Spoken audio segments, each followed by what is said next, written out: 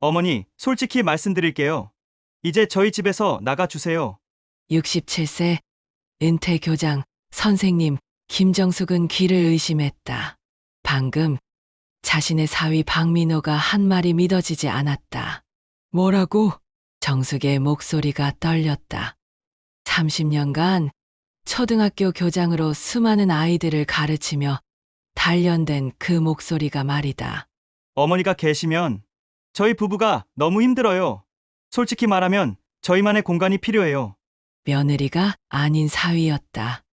5년 전 남편을 먼저 보내고 외동딸 수진이가 결혼할 때 사위를 친아들처럼 여겼던 그 사위가 민호야, 갑자기 왜 그런 소리를? 갑자기가 아니에요. 어머니는 항상 저의 일에 간섭하시고 손녀 은서 교육에도 참견하시고 은서도 할머니 말만 듣지 저희 말은 안 들어요. 정숙의 가슴이 쿵 내려앉았다. 8살 손녀 은서를 위해 매일 아침 도시락을 싸고 학교까지 데려다 주고 아이가 감기라도 걸리면 밤새 간병했던 그 정성이 간섭이라니. 수진아, 너도 그렇게 생각하니? 딸 수진이 고개를 숙인 채 대답했다. 엄마, 저도 좀 칼로 가슴을 찌르는 것 같았다. 40년 넘게 키워온 딸마저. 과연 이 주인공은 어떤 결정을 내릴까요? 그 전에 잠깐 영상 오른쪽 아래 구독과 좋아요 눌러주시면 이런 감동 드라마 계속 보실 수 있습니다. 자, 그럼 바로 이야기 시작할게요. 알겠다. 정숙은 차분히 말했다. 하지만 속으로는 천불이 났다.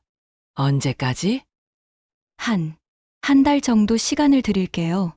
어머니 연금도 나오시니까 혼자 사실 수 있으시죠?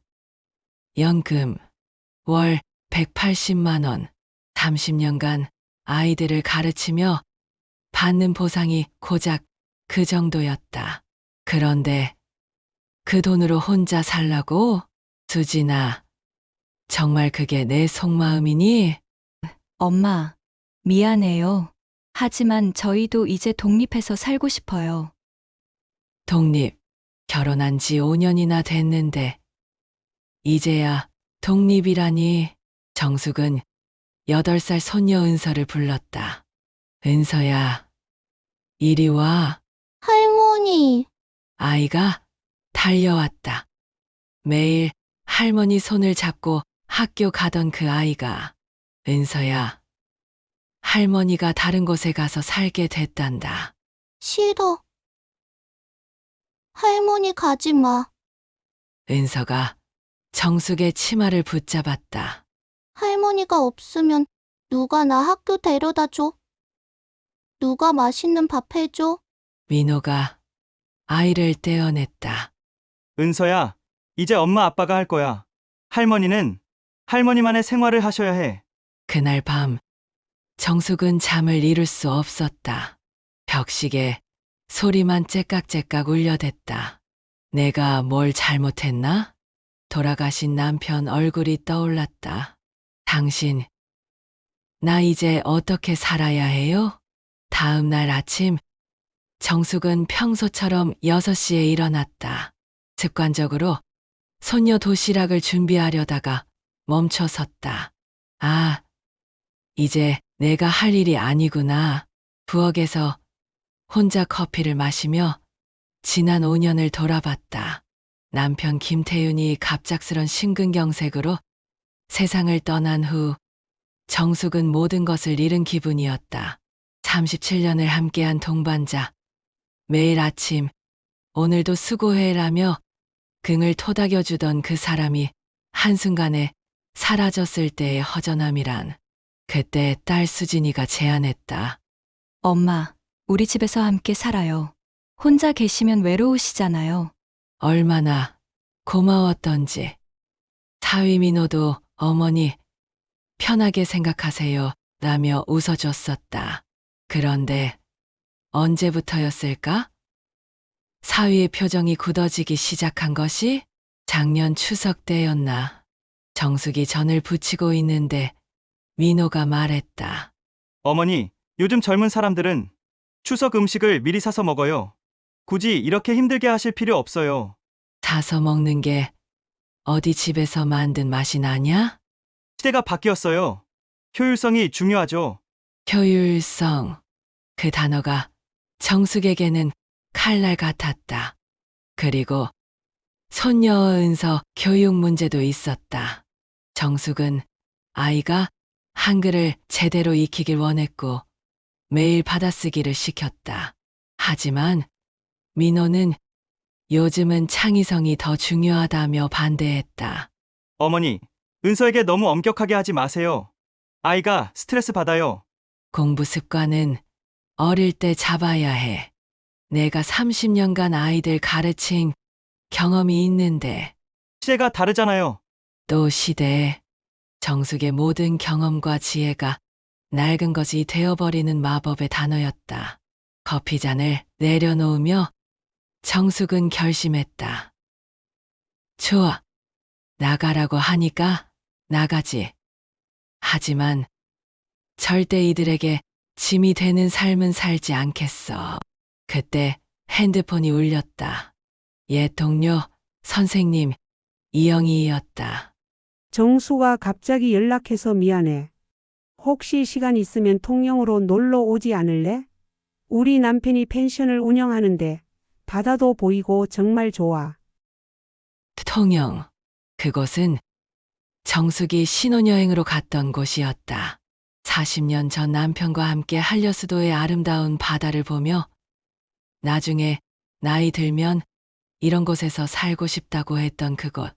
영희야, 나 사실 지금 좀 복잡한 상황이야. 무슨 일인데? 정숙은 모든 것을 털어놓았다. 영희는 듣고 나서 한숨을 쉬었다. 아이고 정수가. 요즘 젊은 사람들이 다 그래. 우리 딸애도 비슷해. 그런데 너 정말 혼자 살 생각이야? 응, 이미 결심했어. 그럼 일단 통영에 와.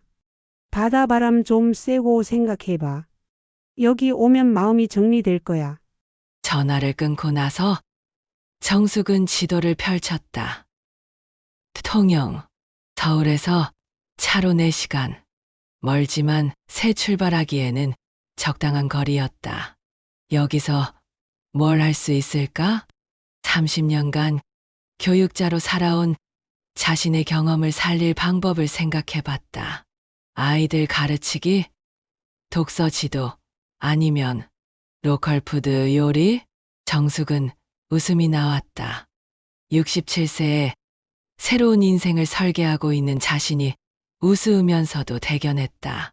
이틀 후 정숙은 용기를 내어 민호와 수진에게 말했다. 나 통영으로 가려고 해. 통영요? 왜요? 친구가 거기서 펜션을 하는데 당분간 거기 있을 생각이야. 수진이 놀란 표정을 지었다. 엄마, 혼자서요? 아는 사람도 없는 곳에. 아는 사람 있어. 그리고 나도 이제 새로운 사람들을 만나보고 싶어. 민호가 어색하게 말했다. 어머니, 저희가 너무 심했나요? 정숙은 쓴웃음을 지었다. 심했다고 생각해. 아니면 당연하다고 생각해? 그게 괜찮아. 너희들 원하는 대로 해줄게. 대신 나도 내가 원하는 대로 살 거야. 한 달 후, 정숙은 큰 가방 2개와 작은 캐리어 하나로 짐을 쌌다. 67년 인생의 흔적이 고작 그것뿐이었다. 엄마, 정말 가세요? 수진이가 마지막에 와서 물었다. 눈가가 빨갛게 충혈되어 있었다. 응, 너희들이 원하는 대로. 엄마, 미안해요. 미안하다고? 뭐가 미안해. 너희들 독립하고 싶다고 했잖아. 엄마도 이제 내 인생을 살아보려고. 민호가 어색하게 인사했다. 어머니, 몸 건강하세요. 가끔 연락드릴게요. 됐어. 너희들도 잘 살아. 8살 은서만이 울었다. 할머니, 정말 가야 돼? 나 할머니 없으면 안 돼. 정숙은 손녀를 꼭 안았다. 은서야, 할머니가 바닷가에 가서 살 거야. 방학 때 놀러 와. 진짜? 약속? 약속. 하지만 정숙은 알고 있었다. 이 약속이 지켜질 가능성이 낮다는 것을. KTX를 타고 부산으로, 다시 고속버스를 타고 통영으로, 창밖으로 스쳐가는 풍경을 보며 정숙은 신기했다. 내가 정말 이런 일을 하고 있구나. 통영 시외버스 터미널에서 영희가 기다리고 있었다. 정수가 영희야, 고마워. 두 사람은 꼭 안았다. 40년 넘은 우정이었다. 어머 정수가 살이 많이 빠졌네. 고생했구나. 영희의 남편 최용석이 운전하는 차를 타고 미륵산 자락에 있는 펜션으로 향했다. 창밖으로 한려수도의 푸른 바다가 펼쳐졌다.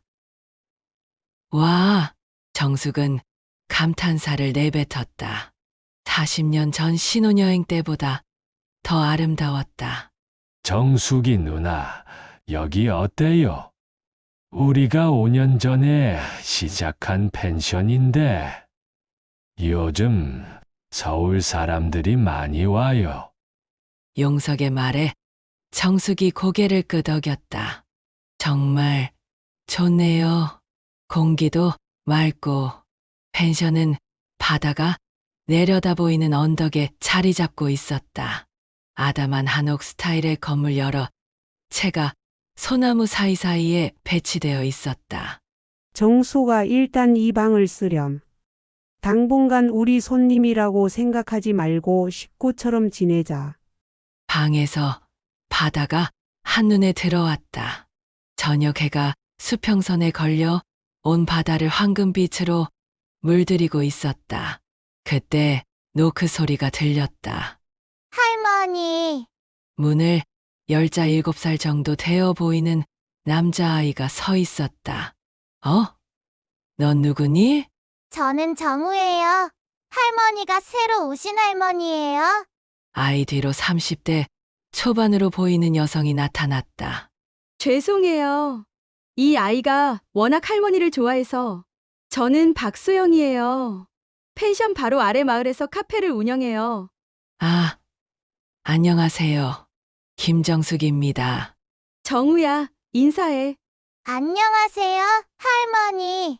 아이의 밝은 웃음에 정숙의 마음이 따뜻해졌다. 손녀 은서와 비슷한 나이였다. 할머니, 내일 바다에 가실 거예요? 저랑 같이 가요. 정우야, 할머니가 피곤하실 텐데. 괜찮아요. 내일 시간 있으면 같이 가봐요. 소영이 미소 지었다. 감사해요. 이 아이가 아빠 없이 자라는데 할아버지, 할머니를 워낙 그리워해서. 그 말에 정숙의 가슴이 아렸다.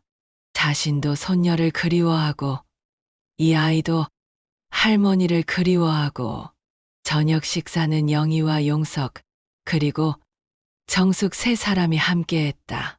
통영 앞바다에서 잡은 생선으로 끓인 매운탕이 일품이었다. 정수가 계획이 뭐야? 여기서 뭘 하고 싶어? 아직 구체적인 건 없어. 일단 좀 쉬면서 생각해 보려고. 그래도 뭔가는 해야지. 가만히 있으면 우울해져. 용석이 끼어들었다. 정숙이 누나, 혹시 요리에 관심 있으세요? 요즘 펜션 손님들이 체험 프로그램을 많이 찾거든요. 요리요? 네, 동영양토 음식 만들기 같은 거요. 누나가 30년간 선생님 하셨다니까 가르치는 것도 잘하실 것 같고. 정숙의 눈이 반짝였다. 그것도 좋은 생각이네요. 그날 밤 바다 소리를 들으며 정숙은 오랜만에 편안한 잠에 들었다. 통영에 온 지 한 달이 지났다. 정숙은 매일 아침 6시에 일어나 바닷가를 산책했다. 염분 섞인 바람이 배 깊숙이 들어올 때마다 가슴이 뻥 뚫리는 기분이었다. 할머니, 매일 아침 정우가 달려와 함께 산책을 했다. 아이의 엄마 소영도 자주 합류했다. 정우야, 오늘은 뭐 배우고 싶어? 바다에 사는 물고기요. 정숙은 아이에게 갯벌에서 볼 수 있는 생물들에 대해 설명해줬다. 30년간 교육자로 살아온 습관이 자연스럽게 나왔다. 와, 할머니는 정말 많이 알아요. 소영이 감탄했다. 정우가 할머니 만나고 나서 바다에 대해 관심이 많아졌어요. 어제는 도서관에서 바다 생물책을 빌려오더라고요. 그 말에 정숙이 뿌듯했다. 그래? 정우가 똑똑하네. 할머니, 저 클래식 기타도 배우고 있어요. 들어보실래요? 아이가 작은 기타를 가져와 엄마야, 누나야를 연주했다. 아직 서툴렀지만 열심히 하는 모습이 기특했다. 우와, 정우야, 정말 잘한다. 그때 소영이 제안했다. 선생님, 혹시 정우한테 공부도 좀 가르쳐 주실 수 있을까요? 제가 카페 일 때문에 바빠서 아이를 제대로 돌봐주지 못하거든요. 당연하죠. 기꺼이요. 그렇게 정숙은 정우의 할머니 선생님이 되었다. 매일 오후 2시간씩 아이와 함께 공부하고 책을 읽어주고 바다에 대한 이야기를 들려줬다. 할머니, 제가 서울에 있는 손녀랑 비슷해요. 어떻게 알았어? 할머니가 저를 볼 때마다 조금 슬픈 표정을 지으셔서요. 아이가 정숙의 마음을 꿰뚫어 봤다. 정우야, 할머니 손녀는 은서라고 해. 너랑 나이도 비슷하고. 은서, 누나는 언제 올 거예요? 글쎄, 올 수 있을까? 그러던 어느 날 용석이 제안했다. 정숙이 누나 본격적으로 체험 프로그램을 시작해 보시는 게 어때요? 요리 체험 말고 누나만의 특별한 프로그램으로요. 제 특별한 프로그램이요? 네, 할머니의 바다 이야기 교실 같은 거요. 아이들한테 바다 생물도 가르쳐주고 옛날 이야기도 해주고 요즘 도시 아이들이 이런 거 좋아해요. 소영도 동조했다. 정말 좋은 아이디어예요.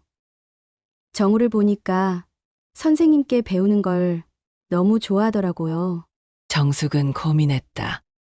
67세에 새로운 일을 시작한다는 게 부담스러웠다. 제가 할 수 있을까요? 누나, 30년간 아이들 가르쳐 오신 분이 뭘 못하겠어요. 그렇게 김 선생님의 바다 이야기 교실이 시작되었다. 첫 수업에는 펜션에 온 가족 손님들의 아이 5명이 참여했다. 정숙은 떨렸다. 안녕하세요, 아이들. 저는 김정숙 선생님이에요. 안녕하세요. 아이들의 밝은 목소리에 정숙의 긴장이 풀렸다. 오늘은 바다에 사는 친구들에 대해 알아볼 거예요. 그런데 그냥 책으로만 배우지 말고 진짜 바닷가에 가서 찾아볼까요? 좋아요? 아이들과 함께 바닷가에 나가 조개 껍데기도 줍고 갯벌에서 개도 관찰했다. 정숙은 아이들에게 바다 생물의 이름과 특징을 쉽게 설명해줬다. 선생님, 이 조개는 뭐예요? 이건 바지락이란다. 된장찌개에 넣으면 정말 맛있어. 우와! 수업이 끝나고 나서 아이들 부모들이 정숙에게 인사를 했다. 선생님, 정말 감사해요. 우리 아이가 이렇게 바다에 관심을 가진 건 처음이에요. 아이가 집중력이 없어서 걱정했는데 선생님 수업은 끝까지 집중하더라고요. 그 말들에 정숙의 가슴이 벅찼다. 아, 내가 아직 누군가에게 필요한 사람이구나. 한편 서울에서는 정숙이 떠난 후 큰 변화가 일어나고 있었다. 첫째 주, 민호와 수지는 자유로워진 기분이었다. 여보, 이제 정말 우리만의 시간이네? 그러게. 어머니 눈치 안 보고 늦게 들어와도 되고. 하지만 둘째 주부터 문제가 생겼다. 은서가 학교 가기를 거부했다. 엄마, 할머니는 언제 와? 할머니 일이 있어서 못 와. 그럼 누가 나 학교 데려다 줘. 민호와 수지는 번갈아 가며 은서를 학교에 데려다 줘야 했다. 하지만 둘 다 출근 시간이 촉박했다. 여보, 오늘은 당신이 데려다 줘요. 나도 회의 있다고 했잖아. 당신이 좀 늦게 출근해. 그렇게 부부 싸움이 시작됐다. 셋째 주에는 더 큰 문제가 생겼다. 은서가 밥을 잘 안 먹기 시작한 것이다. 은서야, 밥 먹어야지. 할머니가 해준 밥이 아니라서 맛없어. 수진이 정성스럽게 도시락을 싸줘도 은서는 반찬만 골라 먹었다. 할머니는 내가 좋아하는 것만 골라서 넣어줬는데 그 말에 수진의 마음이 아팠다. 넷째 주, 은서가 감기에 걸렸다. 으앙. 할머니, 아이는 밤새 칭얼대며 할머니를 찾았다. 정숙이 있을 때는 감기만 걸려도 금세 나았는데 이번에는 일주일이 넘도록 낫지 않았다. 할머니가 있으면 금방 나을 텐데. 은서의 말에 민호와 수지는 할 말이 없었다. 그리고 다섯째 주, 결정적인 사건이 일어났다. 은서가 학교에서 울다가 조퇴했다. 은서야, 왜 울었어? 친구들이 할머니 어디 갔냐고 물어봐서 그래서 뭐라고 대답했는데. 할머니가 우리를 버리고 갔다고. 그 순간 수진의 눈에서 눈물이 쏟아졌다. 우리가 엄마를 버린 거잖아. 통영에서는 정숙의 바다 이야기 교실이 점점 유명해지고 있었다. 통영에 정말 좋은 선생님이 계셔요. 아이들 교육뿐만 아니라 인성도 가르쳐 주시고 우리 아이가 할머니를 더 잘 모시게 됐어요. 선생님께서 효도의 중요성도 가르쳐 주셨거든요. 주말마다 서울, 부산, 대구에서 가족들이 찾아왔다. 정숙은 아이들에게 바다 생물을 가르쳐 줄 뿐만 아니라 자연을 아끼는 마음, 어른을 공경하는 예의, 친구들과 사이좋게 지내는 방법도 함께 가르쳤다. 선생님, 우리 아이가 집에 가서도 바다 이야기만 해요. 김 선생님이 그랬는 데가 말버릇이 됐어요. 요즘 이런 진짜 교육이 어디 있어요? 아이가 변한 게 눈에 보여요. 정숙은 보람을 느꼈다. 서울에서 손녀를 가르칠 때는 간섭이었지만 여기서는 소중한 교육이 되었다. 그런데 어느 날 예상치 못한 전화가 왔다. 엄마, 딸 수진이의 목소리였다. 3개월 만에 연락이었다.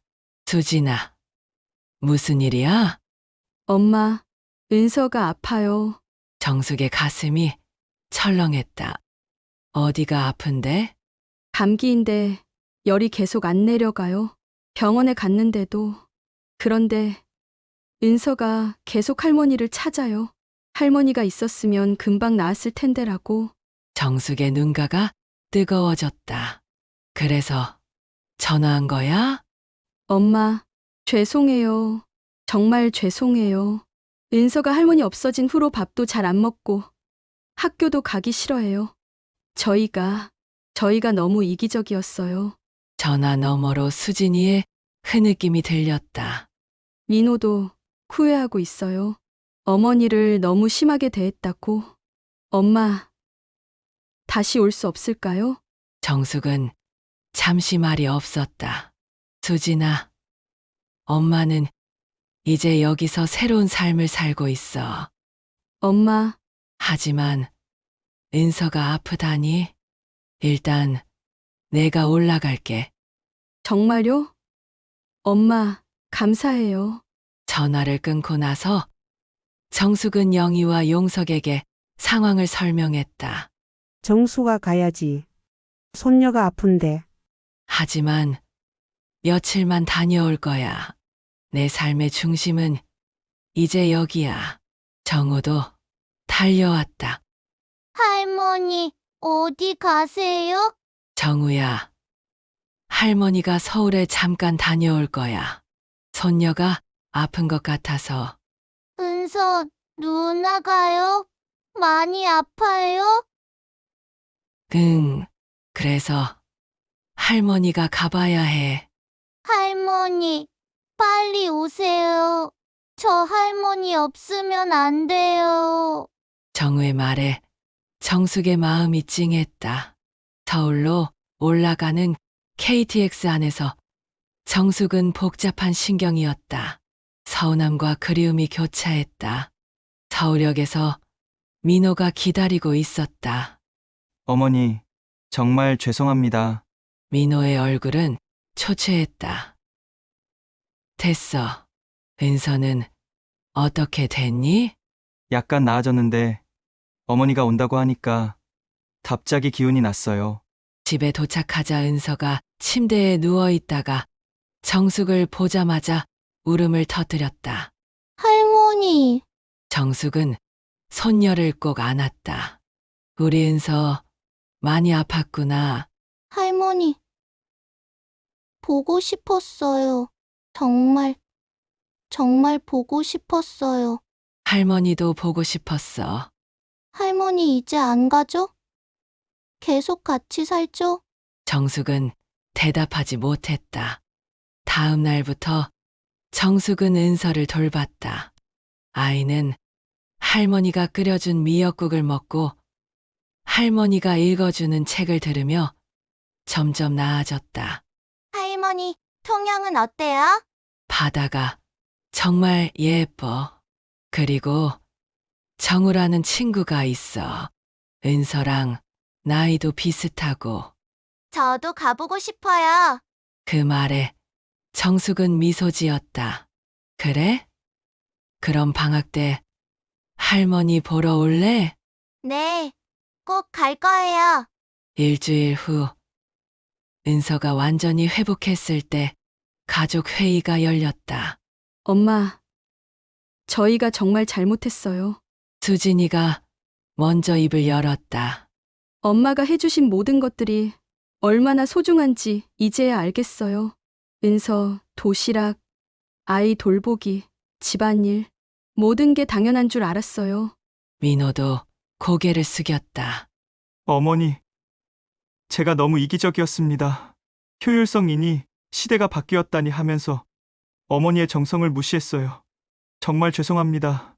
그런데 엄마, 통영에서의 생활은 어때요? 진짜 좋으세요? 정숙은 잠시 생각했다. 수진아, 엄마는 그곳에서 처음으로 김정숙으로 살고 있어. 누군가의 엄마나 시어머니가 아니라 그냥 나 자신으로. 엄마, 물론 너희들이 그립지. 특히 은서. 하지만 나도 내 인생이 있어야 하지 않을까? 민호가 조심스럽게 물었다. 그럼 어머니는 다시 통영으로 가실 건가요? 응, 그곳이 내 삶의 터전이 되었어. 하지만 정숙은 은서를 바라봤다. 은서가 방학 때마다 놀러 와줘야 해. 약속이니까. 네, 꼭 갈 거예요. 그때 수진이가 제안했다. 엄마, 그럼 저희도 가끔 통영에 놀러 가도 될까요? 가족 여행 삼아서요. 물론이지. 언제든 환영이야. 엄마, 정말 감사해요. 그동안 너무 철없었어요. 이제 알았으면 됐어. 그리고 은서, 엄마 아빠 말씀 잘 들어야 해. 할머니가 없어도 씩씩하게 지내야지. 네. 할머니, 통영으로 돌아온 정숙을 기다리고 있는 것은 정우의 환한 웃음이었다. 할머니, 보고 싶었어요. 정우야, 할머니도 보고 싶었어. 손녀는 어때요? 많이 나았어요? 응, 많이 나았어. 그리고 방학 때 여기 놀러 온다고 약속했어. 정말요? 은서 누나가 와요? 와. 소영도 반겼다. 선생님, 없는 동안 정우가 매일 바다만 바라봤어요. 할머니 언제 와? 하면서요. 그래서 내가 돌아왔잖아. 선생님, 그런데 좋은 소식이 있어요. 뭔데? 선생님의 바다 이야기 교실이 통영시 교육청에서 공식 체험 프로그램으로 인증받았어요. 정숙은 놀랐다. 정말요? 용석이 설명했다. 시에서 선생님의 교육 방식과 교과를 높이 평가했대요. 앞으로 정식으로 지원도 받을 수 있고 더 많은 아이들을 만날 수 있어요. 그 소식에 정숙의 가슴이 뛰었다. 30년간 교육자로 살아온 자신의 경험이 새로운 곳에서 새로운 방식으로 빛을 발하고 있는 것이다. 선생님, 축하해요. 소영이 박수를 쳤고 정우도 따라서 박수를 쳤다. 그날 저녁 정숙은 바닷가에 혼자 앉아 있었다. 석양이 수평선 너머로 사라지고 어두운 바다 위로 별들이 하나둘 나타나기 시작했다. 핸드폰이 울렸다. 은서였다. 할머니, 뭐 해요? 바다 보고 있어. 은서는? 숙제하고 있어요. 그런데 할머니, 저 통영에 가면 정우랑 친구할 수 있을까요? 물론이지. 정우도 은서 오기를 기다리고 있어. 할머니, 저 할머니처럼 선생님이 되고 싶어요. 바다에서 아이들 가르치는 선생님이요. 정숙의 눈가에 눈물이 맺혔다. 그래? 그럼 열심히 공부해야겠네. 네. 할머니, 사랑해요. 할머니도 사랑해. 전화를 끊고 나서 정숙은 깊이 숨을 들이마셨다. 바닷바람이 짠맛을 머금고 있었다. 이때 뒤에서 발소리가 들렸다. 정우와 소영이었다. 할머니, 여기 계셨구나. 너희들 왜? 할머니 혼자 계시길래 걱정됐어요. 소영이 정숙 옆에 앉았다. 선생님, 행복하세요? 행복해. 정말 행복해. 처음엔 많이 외로우셨을 텐데. 외로웠지. 하지만 이제는 괜찮아. 외로움과 자유는 종이 한 장 차이더라. 정우가 정숙의 손을 잡았다. 할머니, 우리가 할머니 가족이에요? 물론이지. 우리는 바다가 이어준 가족이야. 그때 멀리서 불꽃놀이가 터졌다. 통영 앞바다의 야경과 어우러진 불꽃이 밤하늘을 화려하게 수놓았다. 와, 세 사람은 함께 불꽃을 바라봤다. 정숙은 생각했다. 내 인생의 불꽃놀이가 이제 시작인가 보다. 샵샵 에필로그 1년 후 할머니, 할머니. 은서의 목소리였다. 여름 방학을 맞아 통영에 온 것이다. 은서야. 공항에서 만난 은서는 한 뼘은 더 자란 것 같았다. 할머니 보고 싶었어요. 할머니도 보고 싶었어. 수진과 민호도 함께 왔다. 1년 전과는 완전히 달라진 모습이었다. 어머니, 건강하세요? 응. 바다 바람 맞으니까 오히려 더 건강해진 것 같아.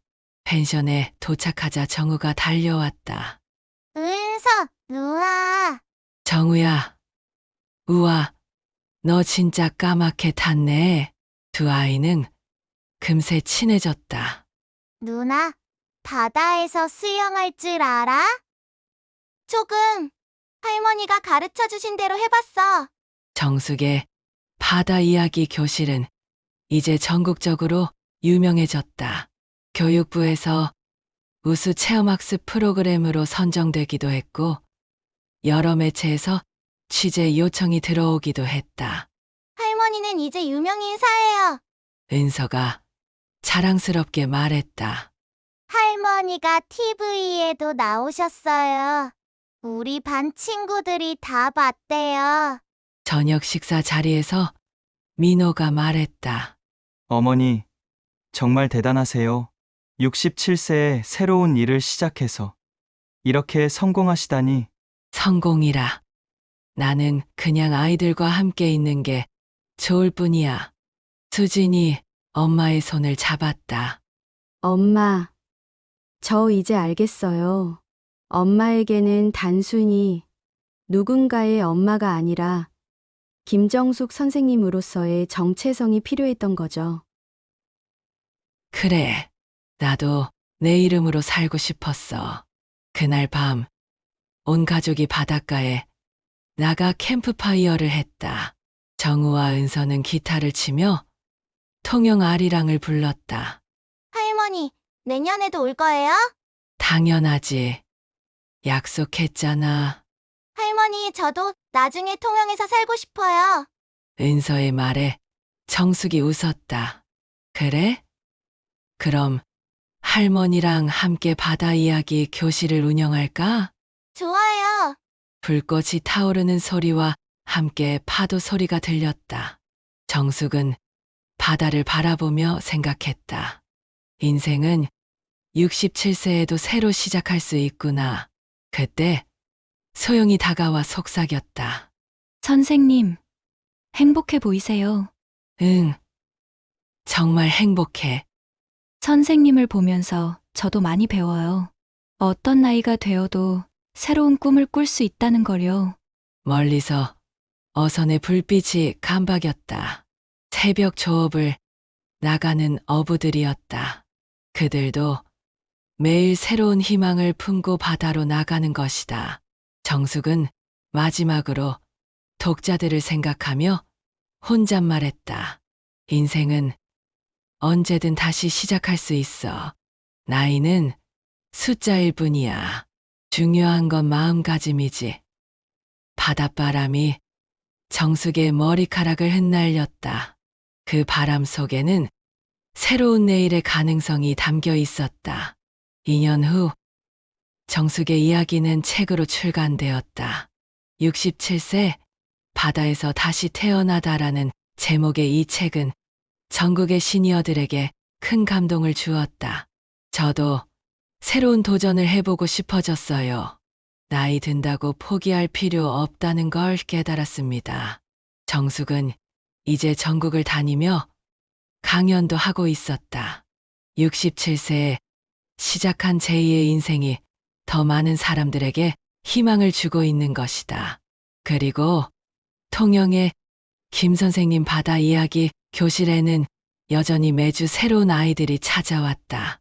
정우와 은서는 이제 정숙의 든든한 조수가 되어 함께 수업을 도왔다. 할머니, 오늘도 새로운 친구들이 왔어요. 그래? 그럼 우리 바다 친구들을 소개해줘야겠네. 정숙은 아이들을 바라보며 미소 지었다. 매번 새로운 만남이 주는 설렘은 여전했다. 바다는 변하지 않았지만 정숙의 인생은 완전히 바뀌었다. 67세에 시작한 새로운 도전이 이렇게 많은 사람들의 삶에 영향을 줄 줄은 상상도 못했다.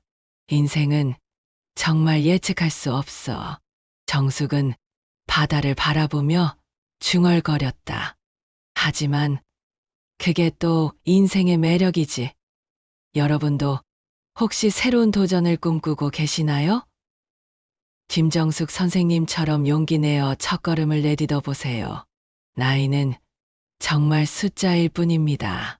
여러분이라면 어떤 선택을 하셨을까요? 김정숙 선생님처럼 67세에 새로운 인생을 시작할 용기가 있으신가요? 아래 댓글로 여러분의 생각을 남겨주세요. 그리고 구독과 좋아요 눌러주시면 더 많은 감동 이야기로 찾아뵙겠습니다. 인생은 언제든 새로 시작할 수 있습니다. 나이는 숫자일 뿐, 중요한 것은 마음가짐입니다. 오늘도 새로운 꿈을 꾸시는 모든 분들을 응원합니다.